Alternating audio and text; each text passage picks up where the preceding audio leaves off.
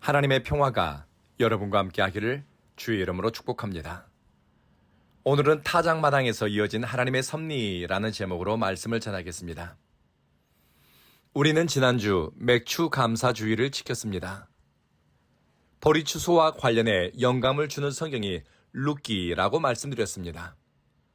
룻기에서 중요한 영적 전환점은 보아스의 보리타작 마당입니다. 보리타작 마당 이전에는 나오미의 집안 이야기, 룻의 개인사에 관한 내용이 나옵니다. 그리고 보아스의 보리타작 이후에는 우연처럼 보이지만 하나님의 섭리가 이루어지는 과정, 한 개인과 공동체를 구속하기 위한 하나님의 뜻이 어떻게 사람들 사이에 작용하며 그것이 예수 그리스도에게까지 이어지는가를 보여줍니다. 먼저 보아스의 보리타작 마당 이전의 내용을 요약해 말씀드리겠습니다. 나오미와 엘리멜렉은 잘 먹고 잘 사는, 속된 말로 성공을 쫓아 약속의 땅을 등졌습니다. 하지만 기대했던 성공, 행복, 기쁨은커녕 사랑했던 것, 지키고 싶었던 모든 것을 잃고 맙니다. 땅만 바라보고 열심히 살았는데 말씀을 등지고 하나님을 떠나니 빈손이 없고 열매 없는 삶이었습니다. 남편과 두 아들을 외국 땅에 묻고 나오미는 며느리 룻과 함께 고향으로 돌아왔습니다. 나오미가 하나님의 은혜의 자리로 돌아가기로 뜻을 세우고 인생의 방향을 돌이켰던 바로 그 지점에서부터 하나님의 섭리가 역사하는 자리로 삶이 인도함 받습니다. 하나님의 역사에서 빼놓을 수 없는 것이 사람입니다. 하나님은 한 사람을 찾습니다. 하나님이 기뻐하는 한 사람을 통해 세상 가운데서 주님의 뜻을 이루어갑니다. 하나님의 선택을 받는 사람들 가운데 의외의 인물들이 있는데 오늘 성경에 등장하는 룻도 그렇습니다. 룻은 이방 모압 출신입니다. 집안이나 문벌이나 자랑할 배경이 없는 모압 출신의 과부입니다. 하지만 룻은 하나님의 은혜의 날개 아래로 들어가는 것을 주저하지 않았습니다. 하나님이 룻을 긍휼히 여기고 그녀의 선택과 삶을 하나님의 섭리와 이으시니 놀라운 일이 일어났습니다. 하나님의 뜻과 연결된 삶에는 우연처럼 보여도 우연이 없습니다. 하나님의 뜻과 하나님의 계획이 있습니다. 시어머니 나오미의 고향 베들레헴에 도착한 룻에게는 생존이 사명이었습니다. 보리 이삭을 주어 시어머니를 돌보는데 혼신의 힘을 다합니다. 룻이 호구지책으로 삼았던 보리 이삭 줍는 일이 나중에는 자신의 기구한 인생이 구원받는 계기가 되었습니다. 하나님은 은혜를 입은 자의 일상 속에 신비를 숨겨두십니다. 일상 속에서 하나님의 신비를 발견하고 당연한 것 같은 일에서 은총을 깨닫는 사람은 더 가까이 하나님께로, 더 깊이 하나님의 계획 안으로 들어가게 됩니다. 룻은 우연히 보아스의 밭에 들어가 보리 이삭을 줍게 되었습니다. 우연 같은 일이었지만 룻의 인생이 하나님의 뜻 안으로 들어가는 계기가 됩니다. 그곳에서 하나님이 앞서 예비한 인연, 하나님의 뜻을 이루는데 실마리가 될 사람, 보아스가 준비되어 있었습니다. 잠언 3장, 하나님은 겸손한 자에게 은혜를 베푸시며 시편 147편, 하나님을 경외하는 사람과 인자하심을 바라는 사람을 기뻐하신다고 말씀합니다. 하나님이 기뻐하는 사람에게는 우연 같은 선택이나 상황도 나중에 보면 큰 신앙의 결단을 위한 계기가 되거나 새로운 차원으로 성장하는 동기가 됩니다. 룻이 우연히 들렀던 보아스의 보리타작 마당이 단순한 만남의 장소는 아닙니다. 하나님의 섭리가 인생의 방향을 바꾸는 장소가 됩니다.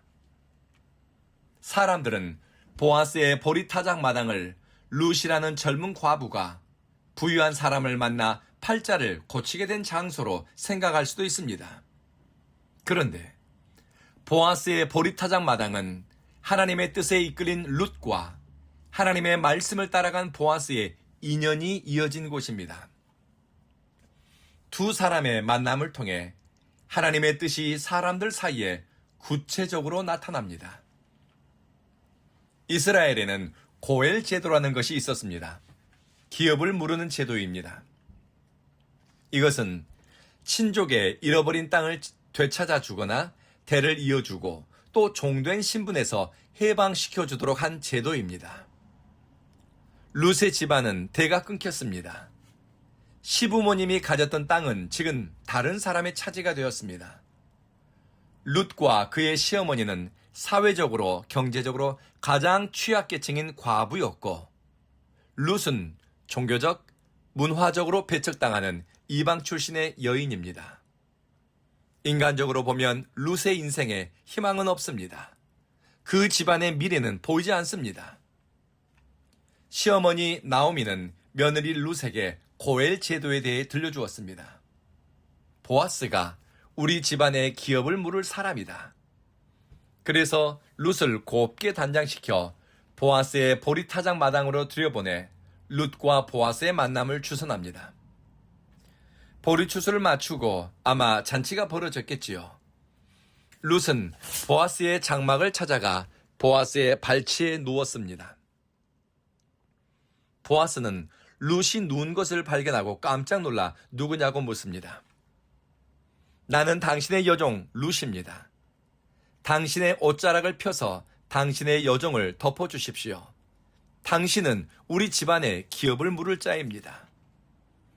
보아스는 룻의 이야기를 듣고 자신이 할 수 있는 일, 자신의 역할을 생각합니다.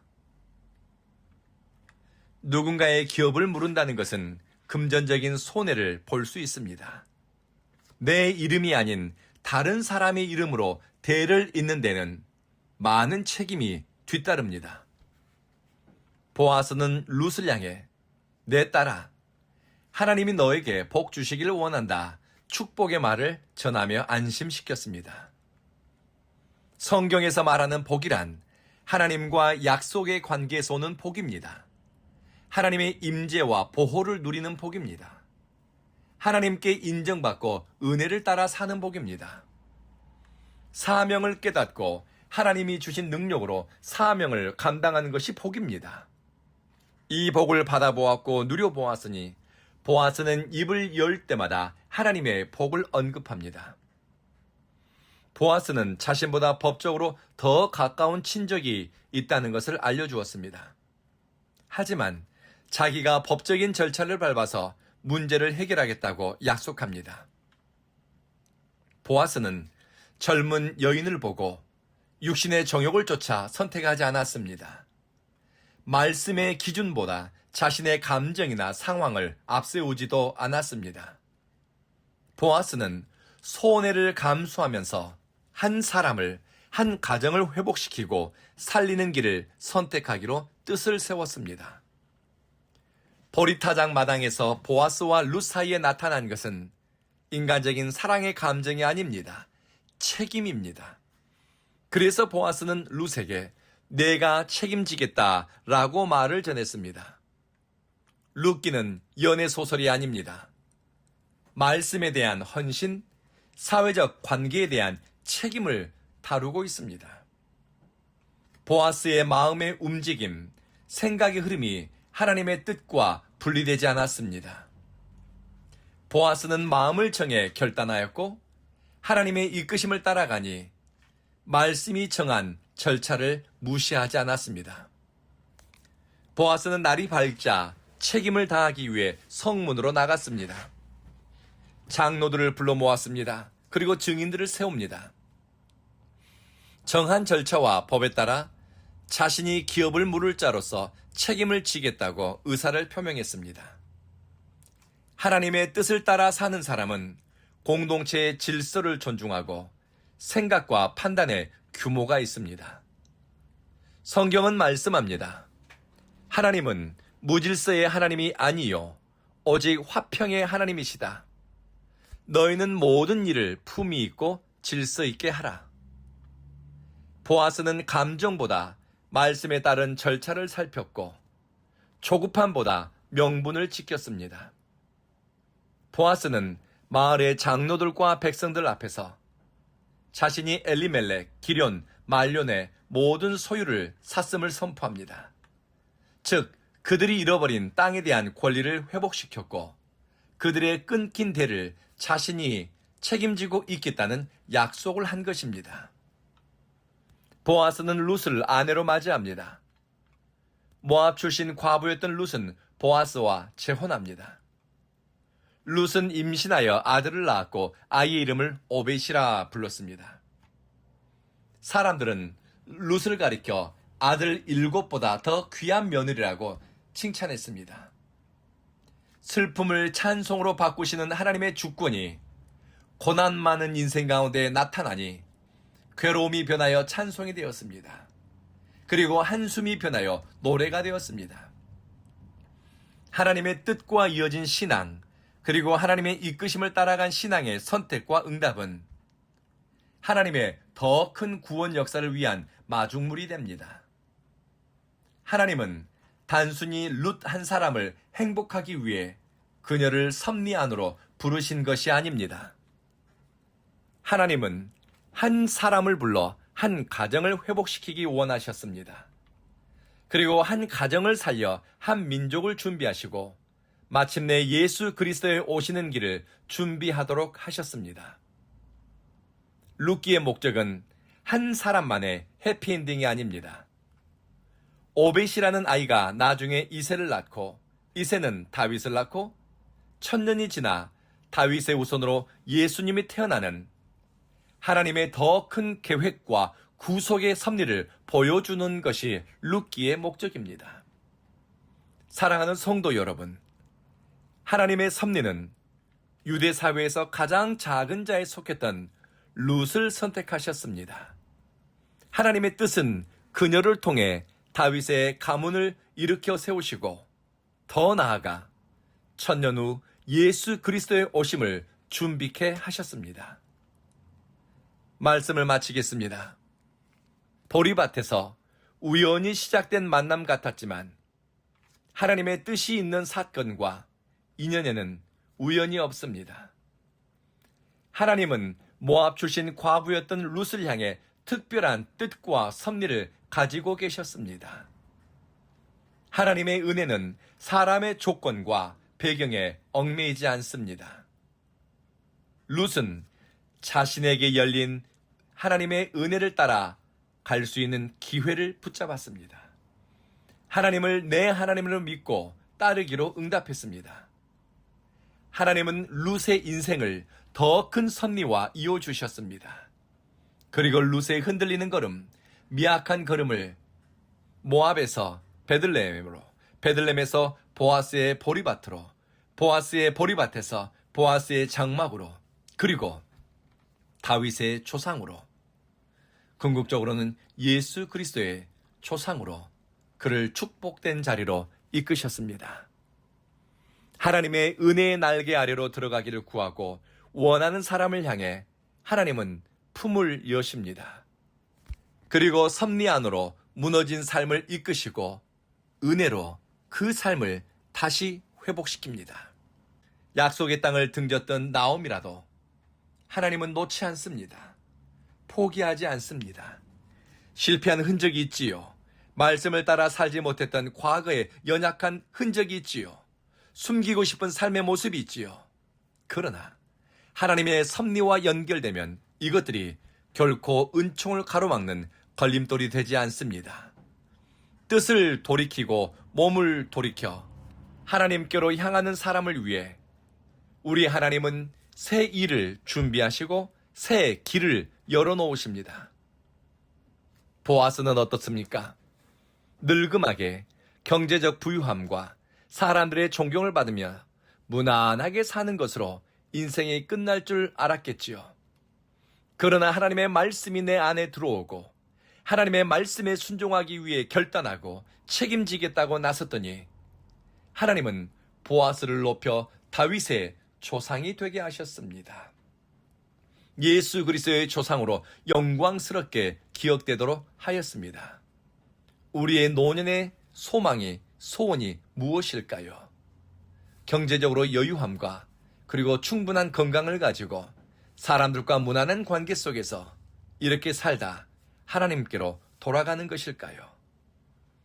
보아스의 삶의 흔적을 살펴보면 인생의 마지막 여정에서도 하나님의 말씀을 쫓아 결단하고 선택하고 하나님의 말씀을 따라 책임 있는 삶을 살아냈을 때 하나님은 그의 삶을 축복된 길로 이끈다는 것을 발견하게 됩니다.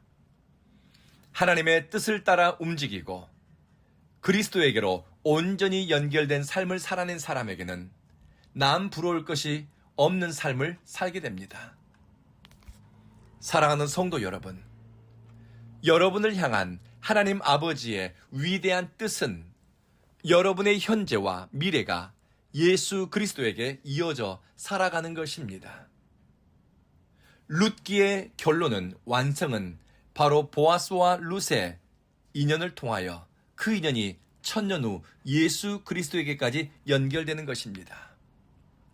세상에서 작은 자인 것 같지만 예수 그리스도에게 연결된 인생은 하나님께 보배로운 사람이라고 불립니다. 그러니 하나님의 섭리에 붙들려 여러분은 성령님의 인도하심을 받고 예수 그리스도와 연합되고 그리스도를 위해 살아가는 복 있는 인생이 되시기를 주의 이름으로 축복합니다. 기도하겠습니다. 자비하신 주님, 하나님의 섭리에 이끌려 살아가게 하시고 하나님의 뜻을 이루기 위해 선택하니 우리 현재의 삶과 우리의 미래의 삶의 모습이 예수 그리스도와 온전하게 이어져 있게 하소서. 먹든지 마시든지 무엇을 하든 하나님의 영광을 위해서 살아가니 이 작은 자 안에 하나님의 크고 위대한 뜻이 이루어지며 하나님의 뜻이 하늘에서 이루어진 것처럼 우리의 삶 가운데 이루어지기를 원하고 또 간구합니다. 감사합니다. 사랑합니다. 우리 구주 예수님 이름으로 기도드립니다. 아멘.